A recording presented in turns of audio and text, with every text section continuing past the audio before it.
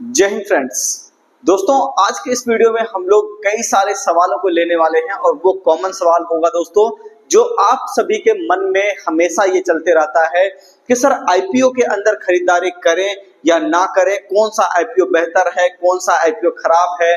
ठीक है, इन सारी चीजों को आज हम लोग यहाँ पर डिस्कस करने वाले हैं दोस्तों इस वीडियो के अंदर। तो एक बात जरूर कहूंगा, वीडियो काफी इंटरेस्टिंग होने वाला है और ये आपकी आंखें खोल के रख देगा ये वीडियो कि स्टॉक मार्केट को देखने का। ठीक है, और सबसे जरूरी बात यह है कि आईपीओ के अंदर पैसा लगाने का जो आपका एक नॉर्मल नजरिया रहता है उसके अंदर आपको यहाँ पे चेंज देखने को मिलेगा। तो यहाँ पे आज हम लोग बात करने वाले हैं दोस्तों कि आईपीओ के अंदर पैसा लगाएं या ना लगाएं।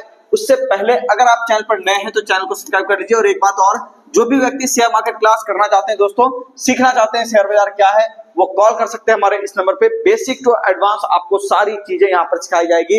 Intraday trading, swing trading, future and options, Nifty bank Nifty में ट्रेड करना, स्टॉक्स में ट्रेड करना, इंडेक्स में ट्रेड करना, मतलब हर एक चीज। कई सारे लोग आपको यहाँ पर सिर्फ इंडेक्स में ट्रेडिंग सिखा देते हैं, ये कई सारे लोग आपको ऑप्शन ट्रेडिंग सिखा देते हैं, कई सारे लोग इंट्राडे ट्रेडिंग सिखा देते हैं।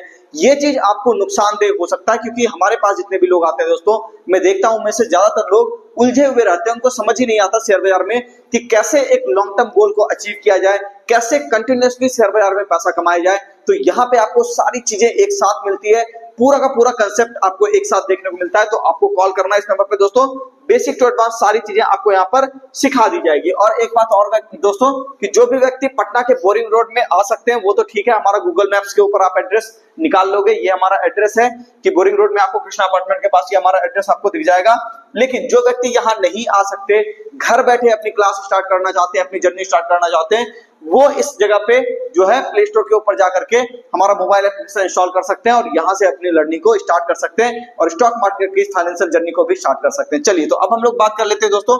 ये तो हो गई बात, चलो ठीक है कि आपने सही जगह का चुनाव कर लिया, लेकिन अब बारी है सही आईपीओ की चुनाव की, सही चीज के चुनाव की, जिसकी चर्चा हम लोग यहाँ पे इस वीडियो में करने वाले हैं। देखिए, आप में से कई सारे लोग हैं जो मेरे से ये सवाल पूछते रहते हैं कि सर आईपीओ के अंदर इन्वेस्ट करें, कौन से आईपीओ में इन्वेस्ट करें, कैसे क्या करें। तो सबसे पहले चीज आपको ये समझना होगा कि आईपीओ का मतलब क्या होता है दोस्तों। आईपीओ का मतलब होता है initial public offer. Initial public offer तब जारी किया जाता है, आईपीओ आपका तब जारी किया जाता है जब भी कोई कंपनी शेयर बाजार में पहली बार लिस्टिंग के लिए आती है।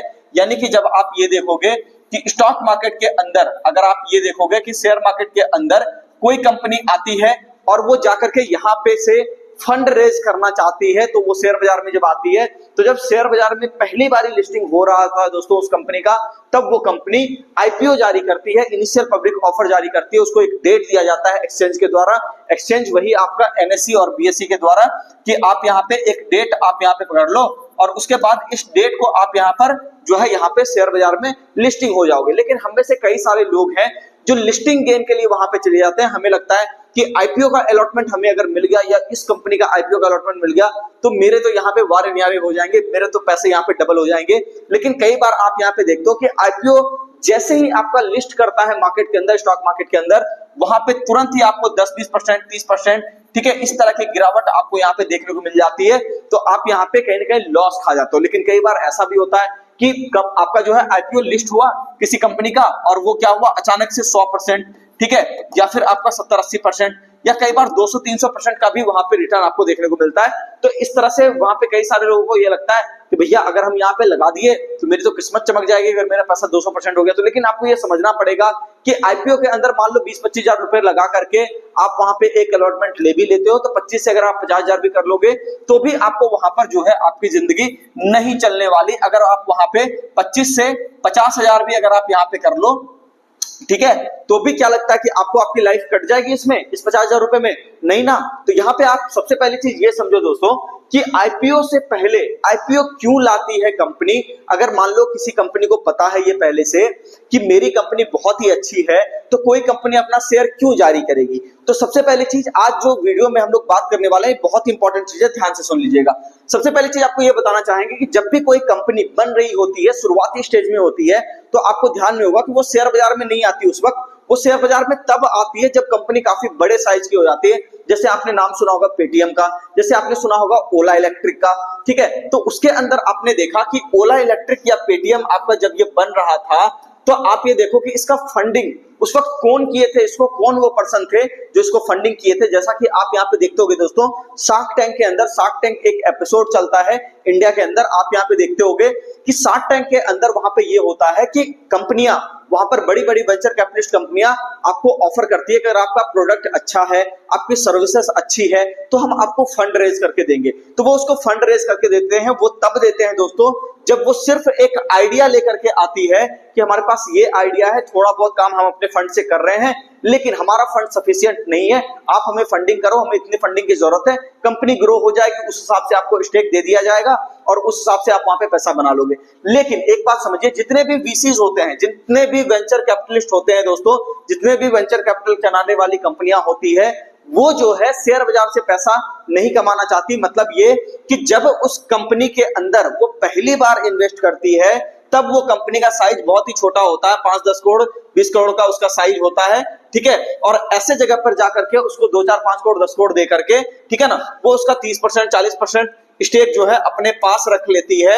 और जब कंपनी वहां पे पैसा कमाती है तो वही 25% 30% 40% जो स्टेक उसने वेंचर कैपिटल कंपनियों को दिया है, वो धीरे धीरे करके वो पैसा क्या होता है, ग्रो हो जाता है। जब ये पैसा ग्रो हो जाता है तब फिर जाकर के बात आती है कि जितने भी पुराने छोटे इन्वेस्टर हैं उनको कहीं ना कहीं एग्जिट चाहिए। तो फिर वो क्या करेंगे, वो कहेंगे कि चलो ठीक है, हमारे पास तो ठीक है, इतना बड़ा कोई मतलब इन्वेस्टर है नहीं, आप एक काम करो, आप करो एक काम कि आप आ जाओ सीधा सीधा कहां पे, शेयर मार्केट के अंदर, कहां पे आ जाओ, स्टॉक मार्केट के अंदर, और कंपनी को जाकर के यहां पे लिस्ट करा दो, ठीक है। तो उससे होगा ये कि जितनी भी पब्लिक है, अगर आपका विजन अच्छा, आप उसको रिप्रेजेंट करोगे, तो वहां पे क्या होगा कि वो सारी की सारी पब्लिक आ जाएगी आपके आईपीओ के अंदर पैसा लगाने के लिए। और आप भी बिल्कुल यही काम करते हो दोस्तों कि आप चले जाते हो आईपीओ के अंदर पैसा लगाने। मैं ये बिल्कुल नहीं कह रहा कि आईपीओ में पैसा लगाना गलत बात है, लेकिन मैं ये जरूर कह रहा हूं कि होता क्या है, आप इस बात को समझिए कि जब कोई वेंचर कैपिटल कंपनियां, ठीक है, नॉर्मली आप ये देखोगे कि जब कोई छोटी कंपनी में पैसा लगाती है,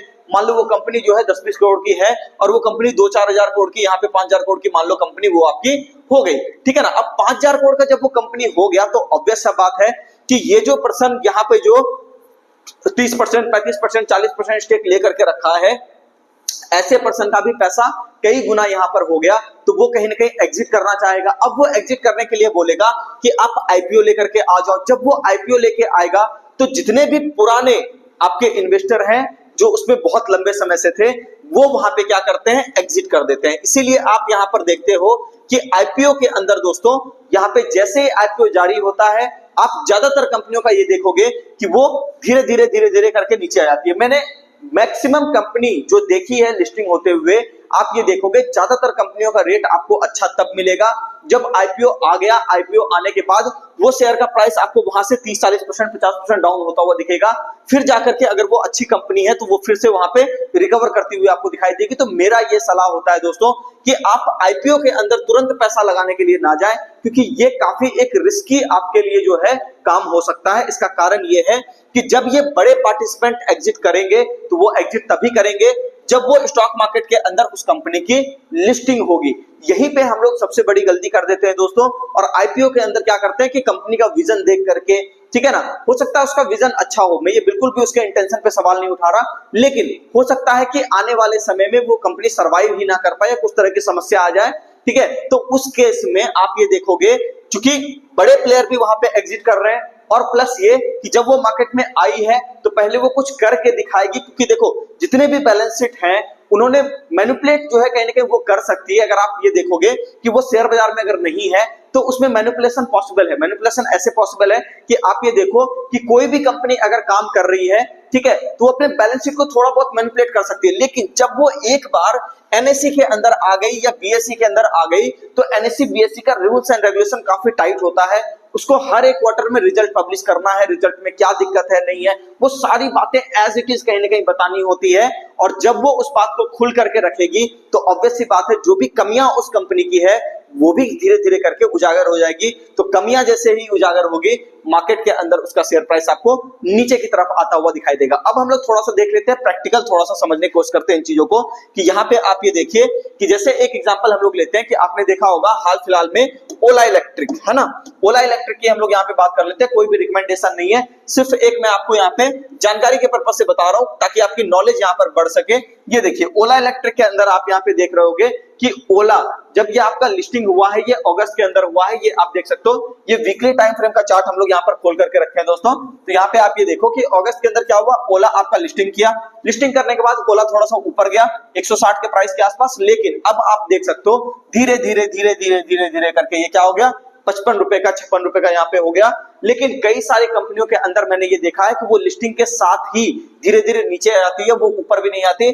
जैसे कि यहाँ पे हम लोग बात करें पेटीएम की, पेटीएम के अंदर आपने देखा कि यहाँ पे जैसे ही वो कंपनी जब से लिस्टिंग हुई है यहाँ पे, ठीक है, तब से लेकर के आज तक उसका जो है आईपीओ का प्राइस भी नहीं आया है। यहाँ पे आप ये देख सकते हो कि इसका क्या हुआ है, आईपीओ का भी प्राइस नहीं आया है। आप यहाँ पे देख सकते हो इसकी लिस्टिंग यहाँ पे हुई है नवंबर 2021 में, और उसके बाद वहां से ये धीरे धीरे धीरे धीरे करके नीचे आती रही है, ठीक है। कई सारी अच्छी कंपनियां भी है दोस्तों, जैसे हम लोग बात करें एलआईसी इंडिया का, अगर हम लोग यहाँ पे देखें कि एलआईसी के अंदर भी आईपीओ आया था, ठीक है। तो आप यहाँ पे देख सकते हैं LIC life insurance corporation of India limited, यहाँ पे आप ये देखो तो एलआईसी की भी लिस्टिंग हुई थी। तो एलआईसी जैसा कंपनी भी आप यहाँ पे देख सकते हो कि यहाँ पे ये लिस्टिंग के बाद धीरे धीरे क्या हुआ था, नीचे की तरफ आया था। अब आप सोचो कि इतनी अच्छी कंपनी होने के बावजूद भी यहाँ पे आपको क्या हुआ, डिस्काउंट में यहाँ पे कहीं ना कहीं देखने को मिला, और ये लगभग आप ये देख सकते हो 42% का फॉल यहाँ पे आपको दिख रहा होगा कि 42% का फॉल यहाँ पे आपको देखने को मिला। तो अब आप खुद ही डिसाइड कर लो कि आईपीओ के अंदर सीधे सीधे पैसा अगर आप लगाते हो तो आप ये सोचो कितनी ज्यादा वहां पर रिस्क है।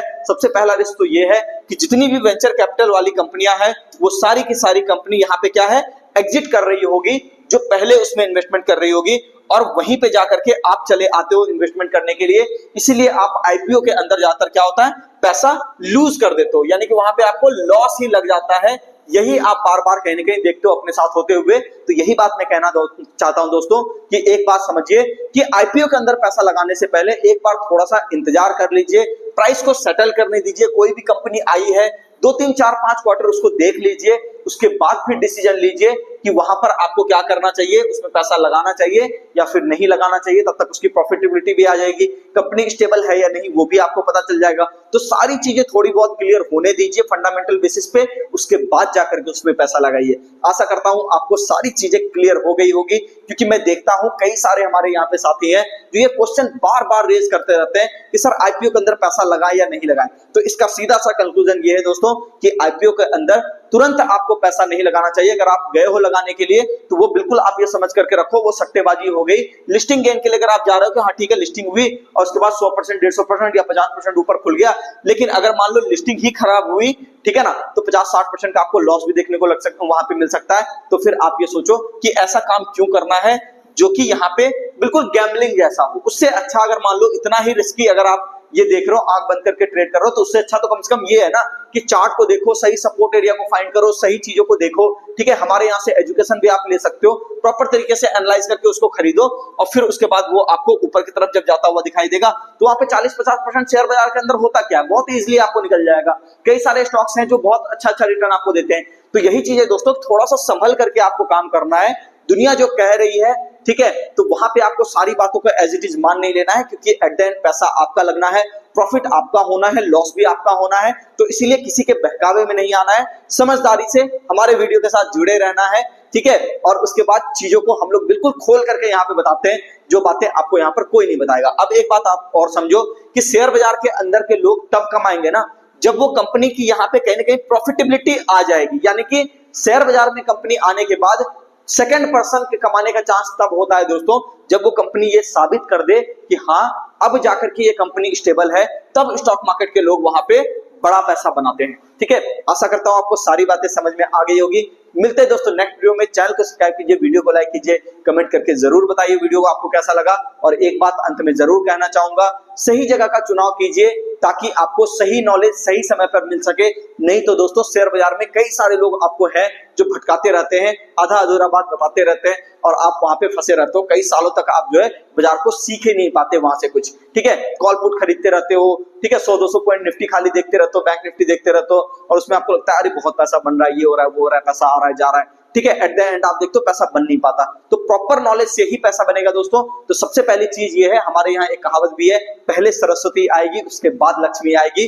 तो पहला काम ये कीजिए, सीखने के ऊपर, लर्निंग के ऊपर इन्वेस्ट कीजिए, फिर उसके बाद अर्निंग उसके साथ साथ आएगी। मिलते हैं दोस्तों नेक्स्ट वीडियो में। धन्यवाद।